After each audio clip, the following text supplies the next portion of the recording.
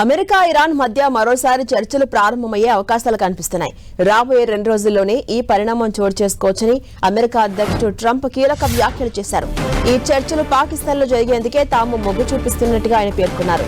New York పోస్ట్కి ఇచ్చిన ఒక ఇంటర్వ్యూలో ట్రంప్ ఈ విషయం వెల్లడించారు. ఈ చర్చల విషయంలో Pakistan army chief marshal Asim Munir అద్భుతంగా పనిచేస్తున్నారని, ఆయన అద్భుతమైన వ్యక్తి అంటూ ప్రశంసలు కురిపించారు ట్రంప్. అందుకే మళ్లీ అక్కడికి వెళ్లే అవకాశం ఉందని తెలిపారు.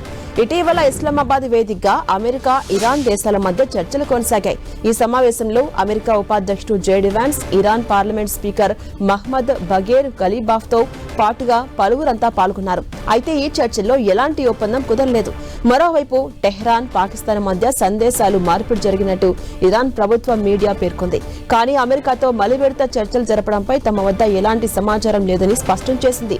దీంతో చర్చల పునరుద్ధరణపై ఉత్కంఠ కొనసాగుతోంది. మరోవైపు ఇజ్రాయెల్, లెబనాన్ 33 ఏళ్ల అనంతరం తొలిసారి ప్రత్యక్షంగా చర్చలకు దిగాయి.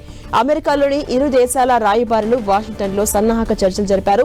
అమెరికా విదేశాంగ మంత్రి మార్కో రూబియో, ఐరాసా అమెరికా రాయబారి మైక్ వాల్జ్ కూడా ఇందులో పాల్గొన్నారు.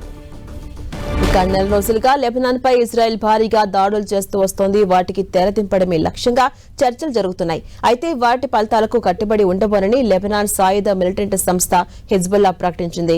లెబనాన్ పై ఇజ్రాయెల్ దాడులు నిన్న కూడా కొనసాగాయి. ఇజ్రాయెల్ పై ప్రతి దాడులకు దిగినట్టు హిజ్బుల్లా పేర్కొంది.